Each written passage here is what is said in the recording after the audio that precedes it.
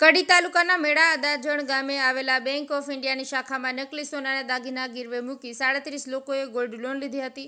બાવલુ police મથકે bank of ઇન્ડિયાના Gandhinagar zonal ઓફિસના ચીફ મેનેજર સંજીવ સક્સેનાએ બાવલુ પોલીસ મથકે વેલ્યુઅર સોની સહિત તમામ 37 લોન ધારકો સામે પોલીસ ફરિયાદ નોંધાવી છે।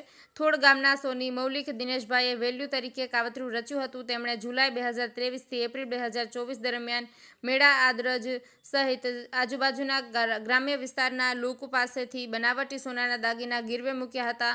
આ દાગીનાને સાચા ગણાવી વેલ્યુએશન સર્ટિફિકેટ આપ્યા હતા। કુલ 54 લોન ધારકોમાંથી 37ના દાગીના નકલી નીકળ્યા હતા। છેતરપિંડીની ત્યારે પકડાઈ જ્યારે 11 એપ્રિલે એક એનપીએ ખાતેદારના દાગીનાની હરાજી દરમિયાન તપાસ કરવામાં આવી હતી। મેળા આદરજના ઠાકોર મગનજી શંભુજીની તેમની પત્ની કૃષ્ણાબેનને મૂકેલા દાગીના બનાવટી નીકળ્યા હતા। જે બાદ સમગ્ર ભાંડો ફોડતા છેતરપિંડીમાં ઝાલોડા, કડી, થોડ, મુલસણ, વડાવી, કણઝરી, આંબલિયારા અને રાચરડા ગામના લોકો સામેલ છે। કુલ 4.54 કરોડની છેતરપિંડી થઈ હોવા અંગે ફરિયાદ નોંધાતા બાવલુ પીઆઈ ચૌધરી કેસની તપાસ કરી રહ્યા છે।